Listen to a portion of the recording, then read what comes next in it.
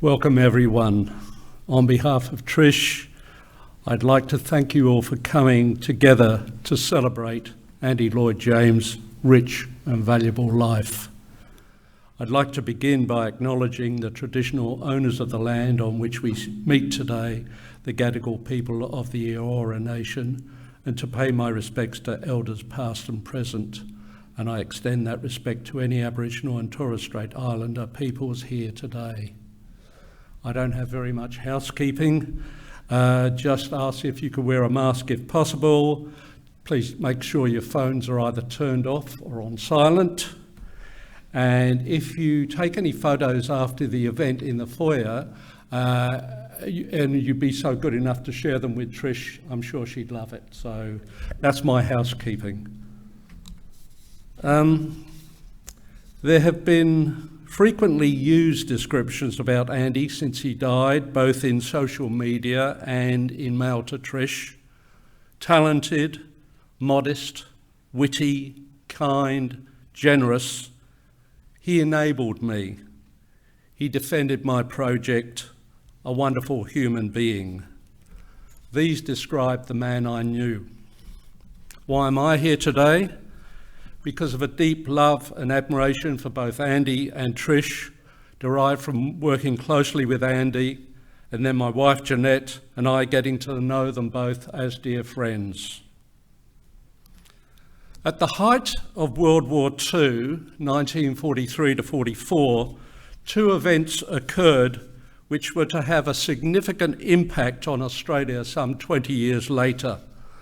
Little did the Curtin government know. In London, two babies born, a Lloyd James and a Smith. A common start, or in Andy's case, not so common. Born 8 months apart, me first, 13 miles away from each other, Hampstead and Woodford Green. Posh accent compared to Cockney. Church versus synagogue. Two great family dynasties, Andy's public broadcasting, mine scrap metal. This is all totally true. However, this British class chasm was bridged as we grew up without ever meeting by a shared love of comics, the Beano, the Dandy, the Eagle, through radio and television, educating Archie, the Glums, and that beloved cunning mug, Anthony Aloysius St. John Hancock. There was especially a common heritage of books for boys: William, Billy Bunter, Jennings, Biggles, Molesworth et al. In our later years in Australia, I would refer to that wonderful book Molesworth by Geoffrey Willens and Ronald Searle, casting me as Nigel, the curse of St Custard School, and for Andy as Fotherington Thomas, who skips like a girlie and is utterly wet and sissy. In reality, Andy and I did not really get to know each other until we worked closely together from 1996 onwards, which is why I will now leave his life story to others better qualified. The cliffhanger question, to which I will return later, is how did we used to answer the phone to each other? Until then, I have much pleasure in introducing Sausa Medina, the once head of SBS Television.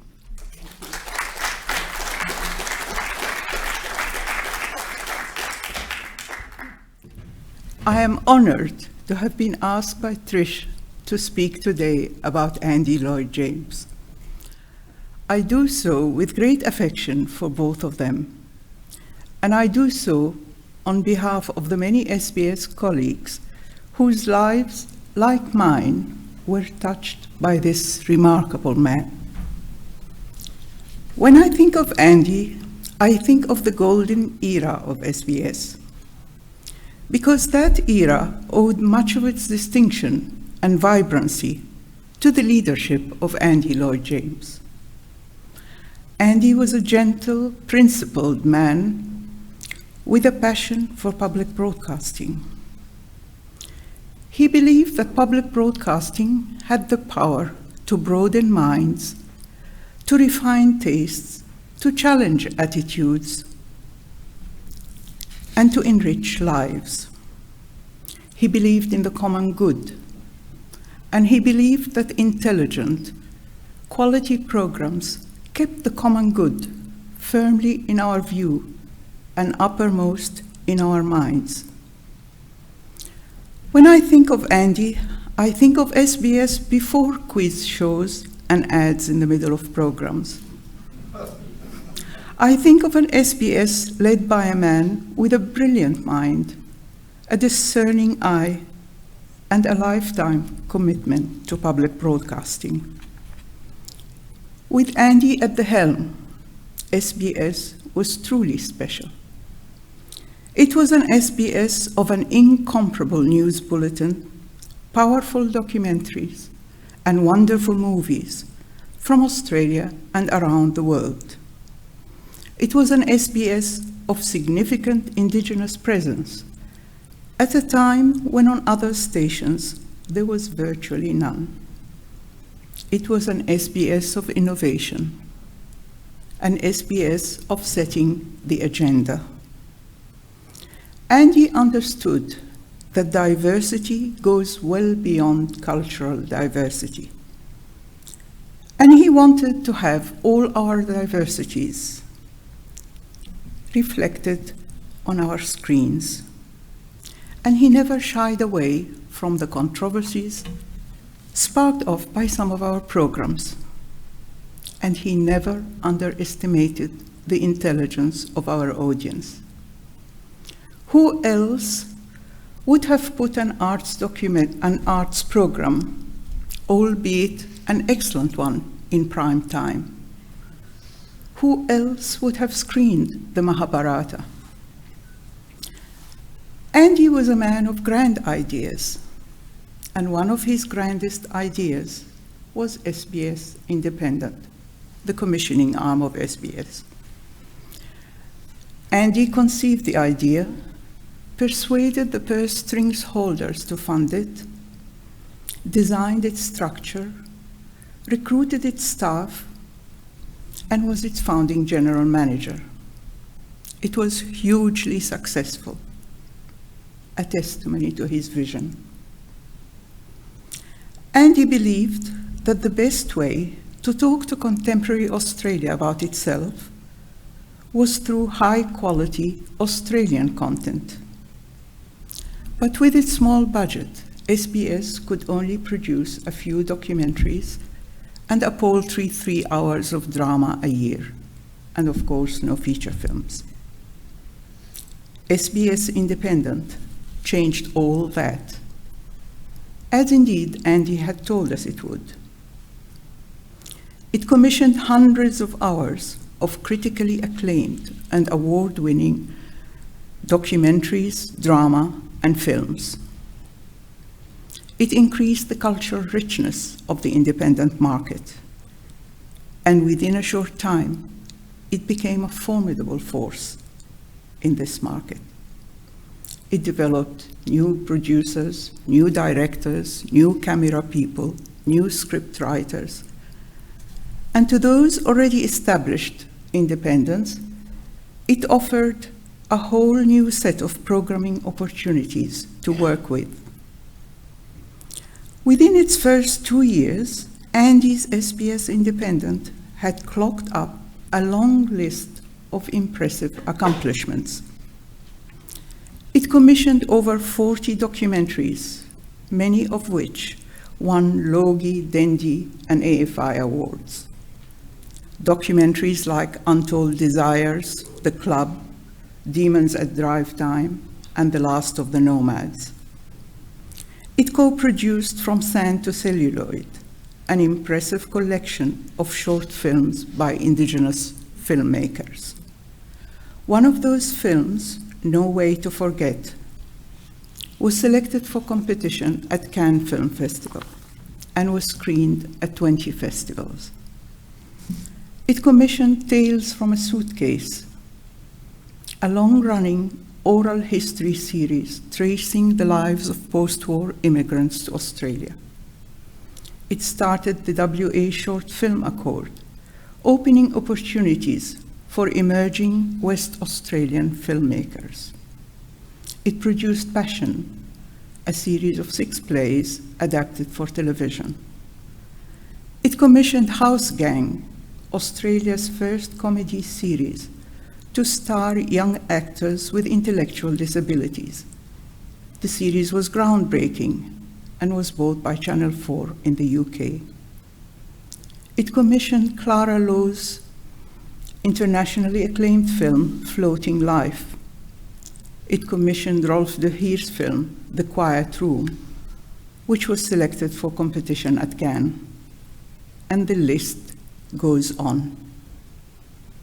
How did Andy get past the marketeers, the ratings chasers, those who said the audience don't want this, and those who said people don't read subtitles, and those who shook their heads and tut-tutted highbrow, as if highbrow was an insult? Andy never talked over anyone, never cut anyone off, and never thumped the table. Calmly and eloquently, he laid out a vision, a compelling vision, and his passion was infectious. Eventually, most of the naysayers crossed the floor. Andy was a strong advocate of SBS and a staunch defender of it. Inside the organization, he was much loved for fending off that ever-present threat to commercialize and to dumb down. And those of us who worked closely with Andy, we also loved him for his integrity, his warmth, and his gentle sense of humor. Andy nurtured and cared about those working at SBS. He knew that the lives we led were reflected in the choices we made, in the programs we chose to buy, to produce, or to commission. And he wanted us to safeguard the space we had cleared in our lives for our loved ones and for books and art and music. And he often reminded us not to let our busy work schedules encroach on this space. I remember one evening, a group of us were working late, again, elbow deep in paperwork. Andy looked in. "Don't make a habit of this," he told us. "Go home, read a book, go see a play.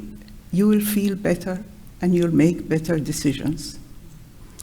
And when I became head of SBS TV, I remember asking Andy, how did he ever manage to leave the office at 6 o'clock when he was head of SBS TV?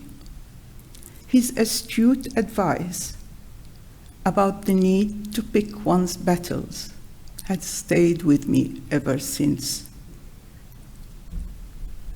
Andy's office was an oasis of calm in the midst of a bustling TV station. You would go into it weighed down by a problem, and there were Andy's welcoming smile, some seriously good music playing softly, and on the wall, Andy's famous corkboard, covered in photos of and with his adored soulmate, Dr. Trish Richardson, and their dog Sam, at home and on trips in Australia and overseas. You would tell Andy about the problem, and Andy would listen to you, really listen. Actively, we would say these days. He would discuss with you possible solutions, and he would explore with you the merits and drawbacks of each, and he would offer you wise counsel. And when you left his office, the problem didn't seem so daunting. Andy was the boss one reads about in management textbooks. Andy loved all things beautiful, and close to the top of his list was Italy. 30 years ago, when retirement was a small dot on the far horizon, a group of us sat talking about places we would love to retire to. It had been a particularly grueling week, and that dot on the horizon looked enticing. Andy said, "If I could, I would retire to Ferrara." And then he began to tell us all about the history and the many splendors of Ferrara. And just as when he was talking about a programming idea, his vision was compelling and his passion infectious. By the end, a few of us were already planning a holiday in Ferrara. I am so glad that Andy and Trish had a year living in Italy. A year that Trish chronicled in her enchanting book. A year in Italy? Yes. So today we celebrate a life well lived. A life marked by steadfast efforts to make the lives of others bigger, richer, and more enjoyable. Andy Lloyd James made an immense contribution to public broadcasting in this country, and for this we all owe him a big debt of gratitude. As for those of us who had the good fortune to work with Andy, we will always remember him fondly, and we will always be grateful for his kindness and his generosity, and for the time we had him in our lives.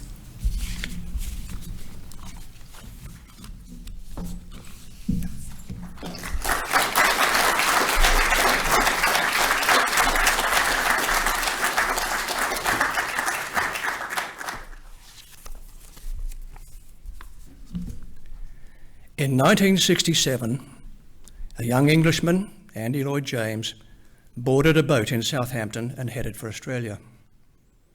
At the time, boatloads of young Australians were heading in the opposite direction. Ships in the night, a kind of informal cultural exchange.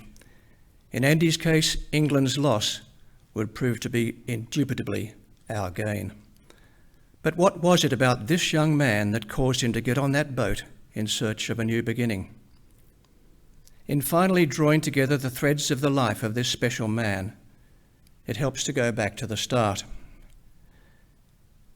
As we've heard, Andy was born in Hampstead in February 1944, just weeks before the last heavy German air raids on London, and 3 months before D-Day and the Normandy landings. Things were looking up. For a little boy, these were salad days, living alongside his playground, the magical Hampstead Heath. He would walk to his primary school past the home of his late grandparents, Arthur Lloyd James and Elsie Owen, the violinist. This was a broadcasting dynasty. His grandfather, Arthur, oversaw the writing of the original English pronunciation dictionary for the BBC. Time magazine described him as one of the greatest living authorities on the English language and its pronunciation. Andy's father, David, was a BBC broadcaster who, among other things, read poetry on air. He famously declared that no son of mine will be in broadcasting, it's too insecure. Andy's mother, Penelope, drove an ambulance during the war. She ran the household, raising him, his older brother Will, and younger sister Sarah. Their mother was a prodigious reader and always had a large book on the go on the kitchen table, along with a cigarette and a generous-sized bottle of Spanish Red. But dark clouds had descended over their home life, and these are difficult things to talk about. The year before Andy was born, his grandfather Arthur killed his wife while suffering a depressive psychosis brought on by the war.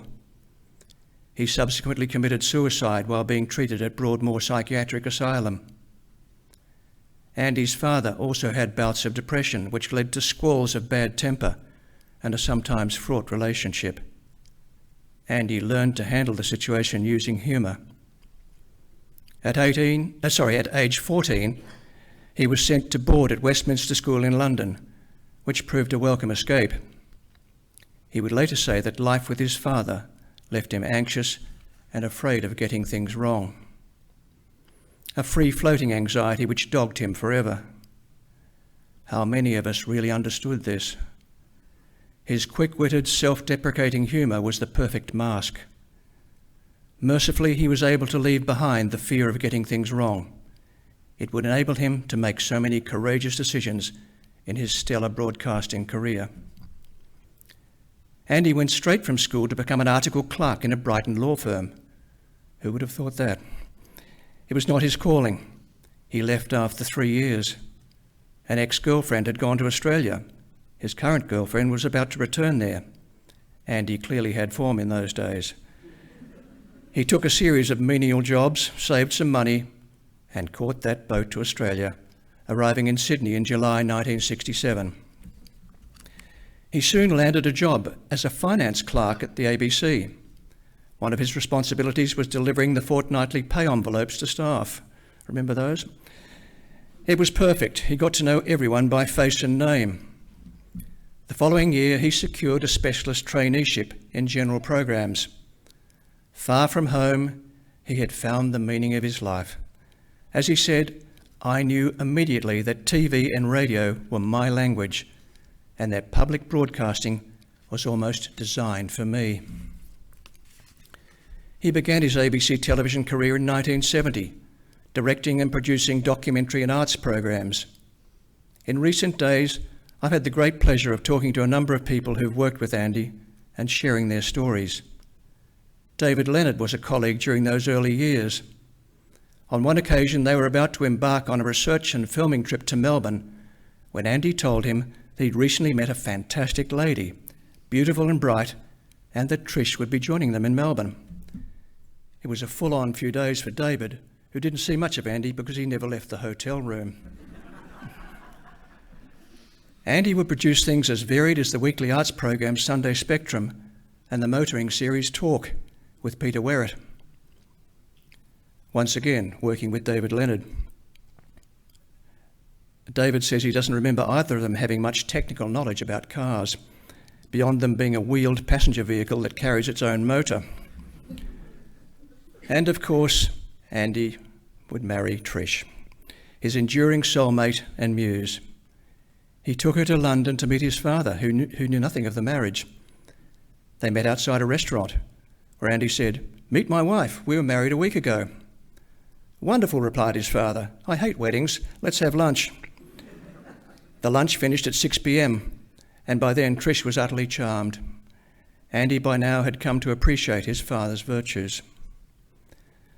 Moving through executive producing, Andy became head of the documentary features department in the early 80s. He was in charge of some of the defining programs of that era. Barriers of the Mind, Peaches Explorers, Sweat of the Sun, Tears of the Moon, and Bush Tucker Man. He was able to fill the yawning and voracious hole of the TV schedule with lively and successful programs. A visionary, he instinctively knew what the audience wanted before they knew themselves. Editor Paul Cantwell worked with him on a prescient series about the world's future energy needs. It was co-funded by the federal government department, which was relevant in that case, who objected to the tone of the episode on nuclear energy and demanded changes. Paul vividly recalls that Andy sprang into action immediately, defending the editorial independence of the national broadcaster. Paul was surprised by the speed and strength of his defence. This quiet, good-humoured and gentle man was a fierce defender of the ABC. He was a natural leader, and I count myself among the many lucky people he nurtured, encouraged and supported. A great delegator, we were quickly given autonomy and responsibility. It was how he got to leave the office by 6. Andy became a champion of the independent production community, and this at a time when the ABC was a closed shop. Will Davies and Marcus Gillizo are among so many independent producers who feel indebted to him to this day. Early on, Andy commissioned Will's major 4-part series when the war came to Australia. Will tells me he adored Andy as a man, as a program executive, and ultimately as a good mate. He said he was genuine, direct, decisive, and saw the value in an idea, or not, and told you straight what he thought. But apart from everything, he was a humble and unpretentious human being. He wanted the best possible programs to broadcast on the ABC and had the foresight and wisdom to look past in-house production alone. As we have heard so eloquently, Andy's support of the independent sector reached its full flowering when he conceived and inaugurated SBS Independent. He bet on emerging filmmakers like Marcus Gillizo and supported them throughout their careers. Marcus and friends were fresh out of film school and university when he backed them to travel to Japan and make the unlikely documentary series program called Hellbento about subcultures like the Yakuza. It proved a great success.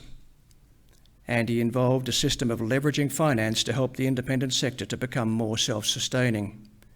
In Marcus's words, "For me, he was transformative.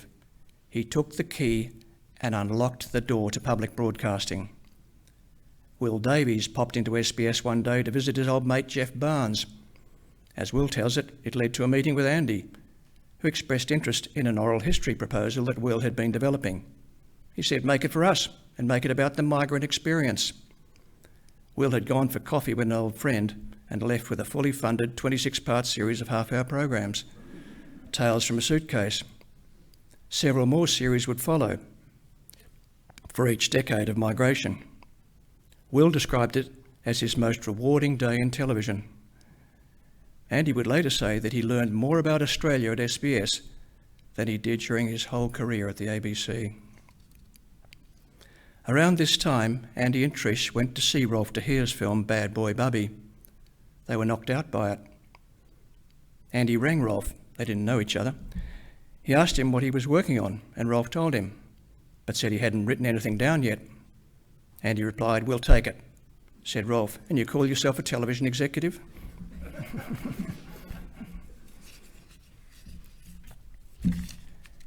In 1996, Andy was invited back to the ABC to become head of drama. He was determined to keep the ABC at the centre of innovative television drama production and commissioned shows such as the critically successful Logie-winning Wild Side. He was soon elevated to be the head of national networks, with vast overall responsibility for the output of ABC television, the 5 national radio networks, and ABC Online. At the time, Marcus Gillizo was making a 1-hour documentary for the ABC and had a sliding door moment. He bumped into Andy and Trish on the beach at Bondi, of course. Both, he said, looking fantastic in their swimmers. In the surf, he pitched the idea of turning the 1-hour program into 4 half-hours. "That sounds fantastic," said Trish. The next day, Marcus got a call from the ABC. "We want 4 half-hours." The series, Africa, Cape Town to Cairo, would sell in 150 countries. Throughout this time, Andy remained emphatically the creator and enabler, never the bureaucrat. But times moved on and the wind changed direction. It was the era of efficiency dividends, performance reviews and cost cutting. When Jonathan Shire became managing director of the ABC in 2000, Andy was among the senior management to be shown the door.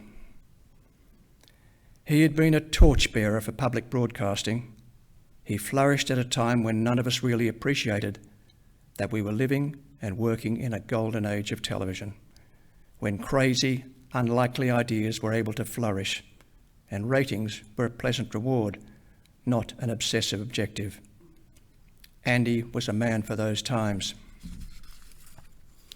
In the Queen's Birthday Honours in 2000, he was awarded the Public Service Medal for outstanding public service to national broadcasting. After leaving the ABC, he didn't stay still, spinning the wheels. He divided his time between consulting to a range of clients, including state and federal agencies, and for a potential new channel for Foxtel. He worked as an adjunct professor at the University of Technology in Sydney, where he developed a major research project called Outside the Box, exploring the future shape of television.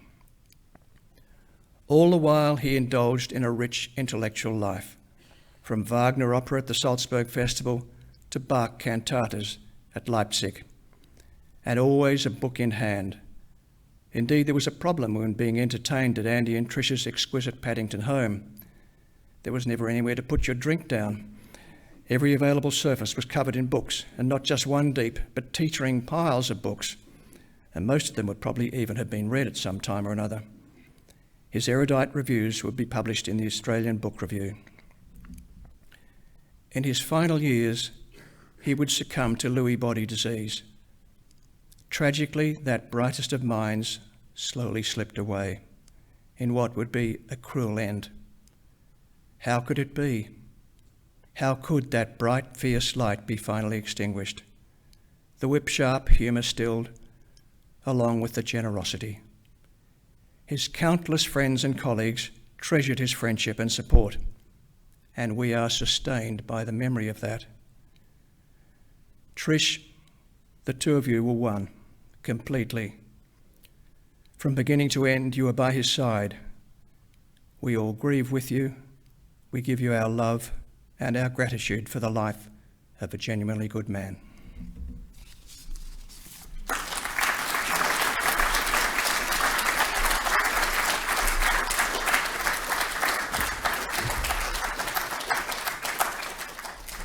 My name is Mary Valentine, and I've been a friend of Andy's and Trish's for what feels like all my adult life. It's certainly been 5 decades. In fact, they've been friends of music and attended and supported every music organisation I've worked with. Australian Youth Orchestra, Melbourne Recital Centre, Adelaide Festival, Sydney Symphony, and Musica Viva. Andy loved music, and it's a fitting that a wonderful musician, Genevieve Lacey, should be central to today's performance. First, I'm going to read, however, a letter from another fan and admirer of Andy's. Andrew Ford was a composer and broadcaster and host of The Music Show, which most of us spend this time of day on ABC Radio National listening to. He writes, "Dear Trish, I'm so glad you were able to be with Andy at the end at Lulworth House, with Paul Lewis playing Beethoven piano sonatas on his MP3 player. It would have felt as if he were at home. I can imagine how much that meant to you. What a lovely, generous, gentle man your Andy was. Kind, amusing, and often amused, and effortlessly cultured. Above all, I think it was Andy's broad sympathies that were so important. He could talk about movies or books or music, high art and low, and you felt he really got it all. Certainly his comments on the music show over the years were as likely to be about some singer-songwriter as about a string quartet or an opera production. He never forgot that the ABC must cater to a wide audience. And it was always a delight to walk into a theatre or concert hall foyer and spot the two of you, Andy in one of his signature waistcoats. I always felt I'd come to the right place."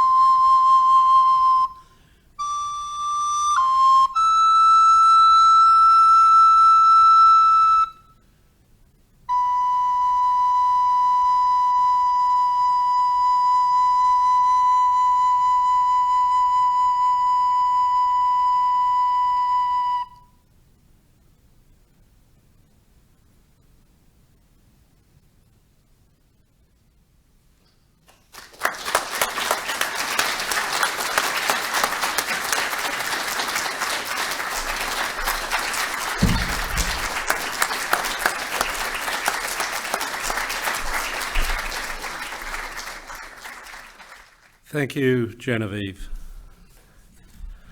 To continue the amazing true life coincidences, I arrived as a £10 POM in Australia some 18 months before Andy to these shores.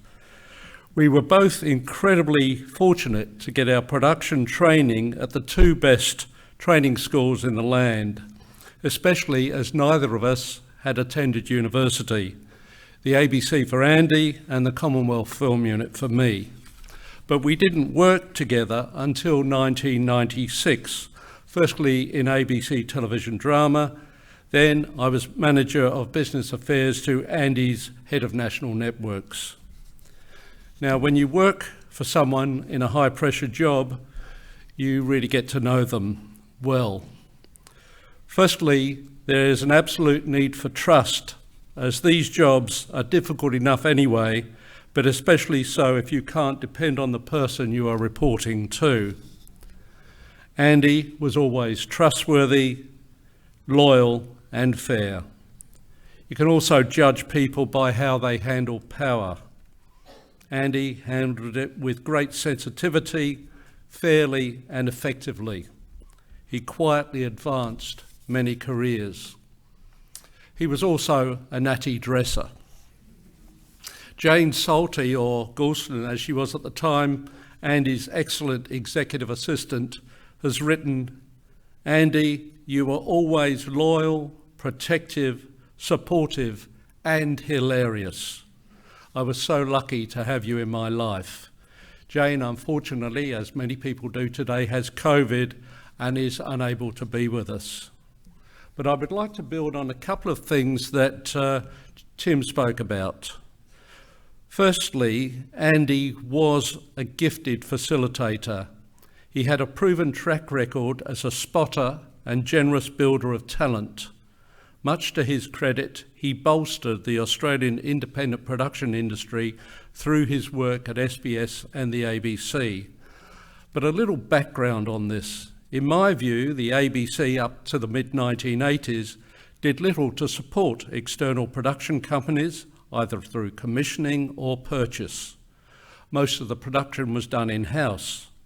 Co-productions were resisted, and it wasn't until the advent of Sandra Levy, Penny Chapman, and then Andy, all as heads of TV drama, and Ron Saunders, who preceding them, who I see here today, that things changed. They eventually achieved an output of 100 hours of original drama programming a year, much of it commissioned from independent production companies and made possible by co-production funding from outside the ABC. This was often seen as controversial by many within the ABC, as it was believed that external funding for drama could corrupt the editorial integrity of the ABC. It did not. And external co-production financing was the reason that 100 hours of drama were produced each year rather than 25 to 40 hours. Secondly, as we sadly know, Andy was forced from the ABC in 2000. This was a great loss, a really great loss, as it denied Andy the powerful platform he had to continue his work for the good of the media industry and those within it. In my view, the ABC chair, the board, and especially the managing director at that time did damage not only to Andy, but to other senior managers who left. I've got no issue with any incoming managing director taking charge of an organisation and arranging it to his or her liking. This is their prerogative. It was the way that it was done that still rankles with me. An executive of Andy's proven track record and calibre working in the public service deserved much more respect. Now, I know that we're here to celebrate a life, but I feel it would be inappropriate not to mark this occasion without referring to the other Andy, or as Trish referred to him in these past difficult years, Louis. I'd never heard of Louis' body dementia until Andy told me that he'd been diagnosed with it. It is a very cruel, degenerative affliction, ironically often bringing with it visual hallucinations, paranoia and anger in the patient, the antitheses of the Andy we knew. That is why Trish would refer to some aberrant behaviour as coming from Louis, not from the Andy she loved. I will never forget visiting Andy about 3 years ago when he and Trish had just returned from what was to be their final trip to Europe. It was a hard journey and Andy ended up in hospital, close to here, on his return. I visited him there to talk to my long-term friend without realising how far the disease had progressed in his absence. He said, and I'll never forget this, "Do you know where my wife is?" My wife? I can't remember her name. And for anyone who's known how closely bound they were, that was a pretty devastating moment. Over the past years, we've seen our beloved Andy disappear bit by bit. It was hard for those who visited him. It is difficult to comprehend how hard it has been for Trish. She has had to deal with the enormity of this day by day for years, which is why she has the total admiration of so many relatives and friends for how she devoted herself in easing Andy's journey. She has nursed and supported tirelessly, unflinchingly, selflessly, and lovingly. Earlier this morning, I left you with a cliffhanger. How did Andy and I usually answer the phone to each other? "Hello, is that 23 railway cuttings?" And the response would shoot straight back, "East Cheam," and we'd laugh simultaneously over the phone. Andy, I miss those calls. Railway cuttings was, for those who don't know, the immortal home of our boyhood hero, Anthony Aloysius St. John Hancock. I give you Trish.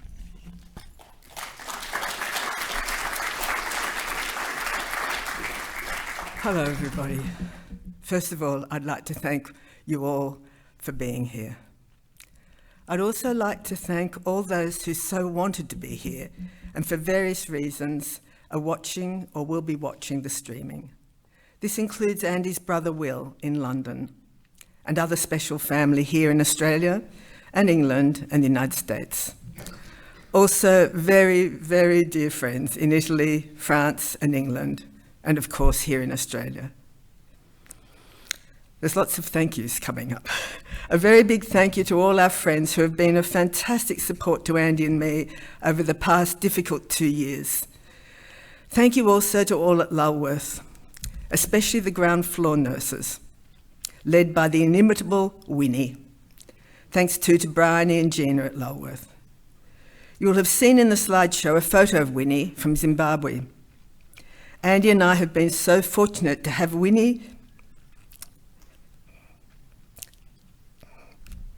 There I go, taking such care of both of us. Australia, of course, has been so fortunate to have Winnie here. Today, it's important for me to thank Malcolm Smith, our MC, for all the huge amount of work he has put into making today possible here at the Chauvel, including finding the special Jim Morley of Voyager Productions, who has had the very large task of organising the streaming, the camera work, the slideshow, the sound. Nothing was ever too much for Jim, as I kept sending him photos after he thought they were complete. There was always the response from Jim, "No problem, Trish." Unfortunately, Jim is suddenly unable to be here today for very legitimate reasons, and Dennis Fernandez has valiantly taken on the challenge at the last minute. Thank you, Jim and Dennis.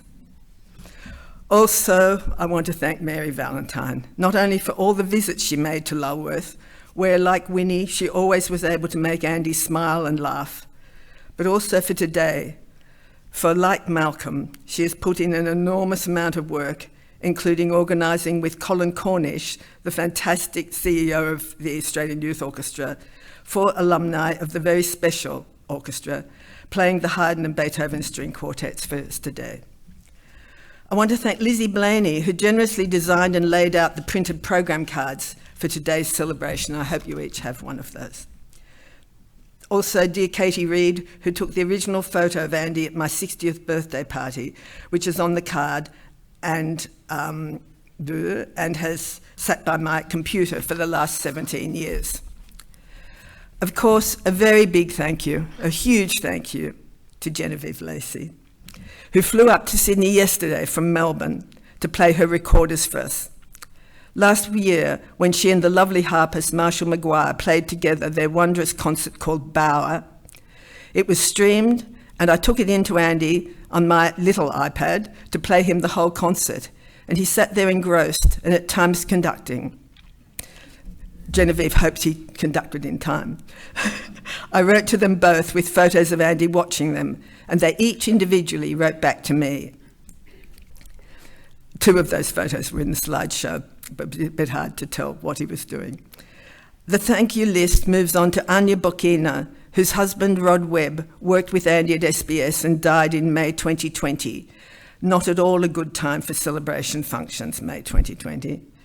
So a year later, in May 2021, Anya held a celebration here at the Chauvel, and Andy and I were able to come to it. We thought it was wonderful.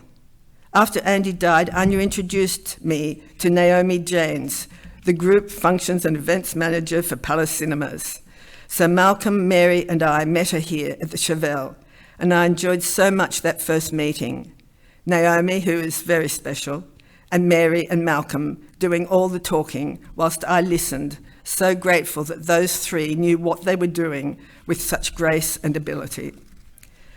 As in the small family funeral 2 weeks after Andy died, I wanted to thank Andy for the past 48 years. Then over the past 10 weeks, I've continued to be surrounded with love via messages overflowing with adjectives and phrases for Andy, all accurate and thoughtful, and you have heard them by so many people. They've led me to look for the speeches we made at our 25th and 40th wedding anniversaries. I realised that mine were in print, but Andy's amazing ability to ad-lib meant I only found mine. In 2000, for our 25th wedding anniversary, we hired a little ferry called the Lithgow to take family and friends from the Opera House steps to Clark Island for food and drinks in Sydney Harbour, because Andy and I had held a surprise wedding party at the little rented flat opposite the Opera House in Waruda Street. It seemed appropriate to set off that afternoon on that same beautiful stretch of water, and on the ferry ride back later, we were able to go across to past 21 Waruda Street and pay our respects and complete the circle, ready for the following 25 years. So, there's some excerpts from my 25th anniversary speech. If I think about the things that are written large in my memory of Andy's and my time together, it is books, books and books, music, art and films, and travelling together. I can still see Andy arriving home in the era when Patrick White was still alive, and what's more, still writing books, with the latest one fresh off the press clutched under Andy's arm as a surprise for me. And it's gone on happening such that last weekend, there he was with the new wonderful Seamus Heaney translation of Beowulf in its brown paper bag, clutched under his arm, excitedly entering our front door. And then there was the time we were looking after our beloved Ian and Ken's house at Stanwell Park and listened to the whole of the Ring cycle for the first time together on their old black vinyls. A little while later, Andy was to be seen struggling home, overladen with our very own black vinyls as a surprise. I continued further with my speech saying, whatever has been going on over the last 25 years, Andy has never given me cause to doubt for one day his belief in me as a person. And I see that as a miracle, and one that I have treasured every day. I know that the structure of marriage isn't necessary for that miracle, often the opposite. And as I look around me at you all here today, I know many of you have found your own miracle and sustenance in very different structures, whether they be families, deep friendships, or partnerships with people of the opposite or same sex. And all these relationships I want to celebrate with you today too. That was in my talk in 2000. When I read this, I felt it seemed just as apt in 2022 that I repeat those words today about and to all of you, friends, family, and colleagues. I will now try to make shorter excerpts from my 40th wedding anniversary speech. So here goes. I first met Andy in 1973, thrilled by conversation about books, music, art, and films. Then the first time I went to his apartment in the basement of Judy Cuppidge's wondrous jungled terrace house in Paddington, it was bedecked by magazines such as Hot Rod and Wheels. And I thought, God, what have I struck? Then I noticed some house and gardening magazines. And even though this wasn't Shakespeare, it was a relief. Then all became clear when it was pointed out to me by Andy that he was doing pilots as a producer, director and producer, for 2 programs at the ABC, either a motoring program, which became Talk, or a design and house program, which didn't become Roof Over Your Head. It must have been something to do with that high-tech world of national broadcasting that we have 5 photos of our wedding day, 3 in black and white and 2 in colour, which you might have wondered what they were on the screen. But it could also be because no one knew we were getting married, just a party 2 weeks before we were going to England, and some were suspicious we might even be getting engaged. So on that day, celebrating our 40th wedding anniversary, I said in my speech, over the next 40 years, I watched his gentleness, his passion for broadcasting and enabling other people's futures at both the ABC and SBS, his enthusiasm for any mad ideas of mine, and his loyalty to friends and family. And I've never been bored for a minute, which must be pretty remarkable after 40 years.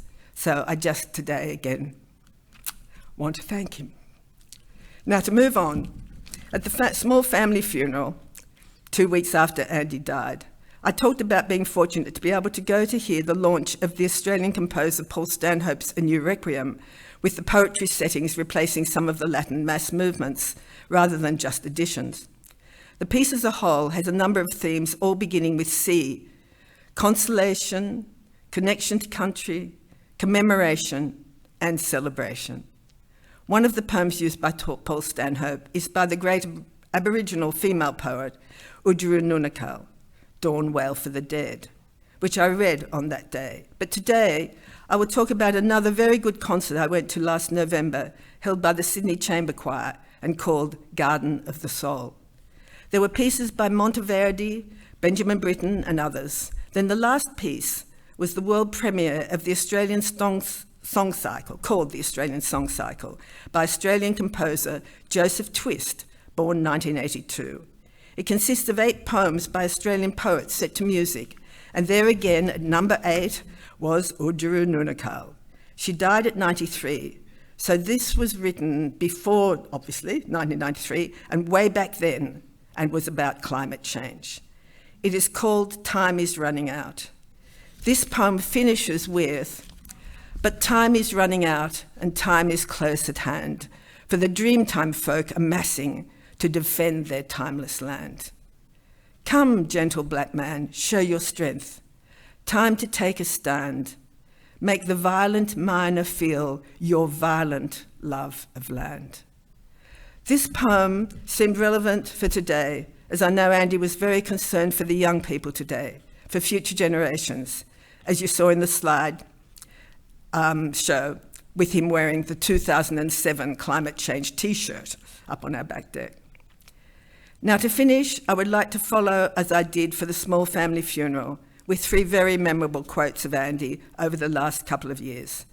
Those of you who were at or streamed the family funeral will already have heard them, but it was important for me today to repeat them, because for me, they are Andy.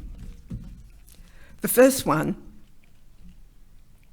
I think I'm managing more words than I want to say, but I'm still capable of coming out with headless chickens. Unbelievable. The second one, Andy buying a watch in 2020. Andy had set off on his own, which he was able to do at that stage, into the CBD to buy a digital watch in view of Lewy body disease causing difficulty reading clock faces. When asked by the salesman after about 10 minutes, "What are you actually looking for in a watch?" Andy replied, "To assist me in my consideration of my consultation with the universe." The salesman said, "Wow, I've been in the watch game for 25 years and no one has ever answered me like that."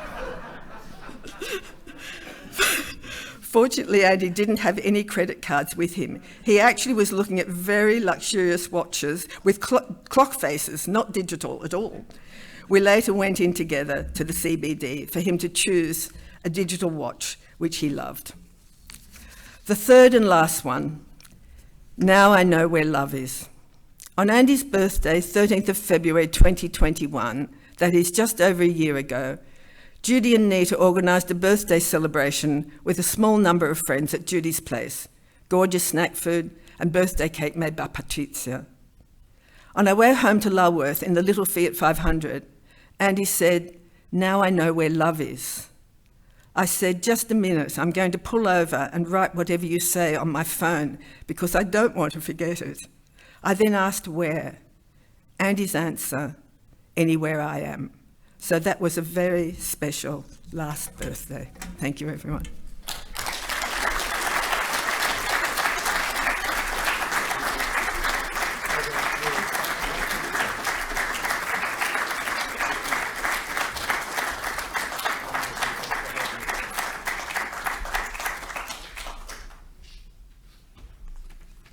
Thank you, Trish.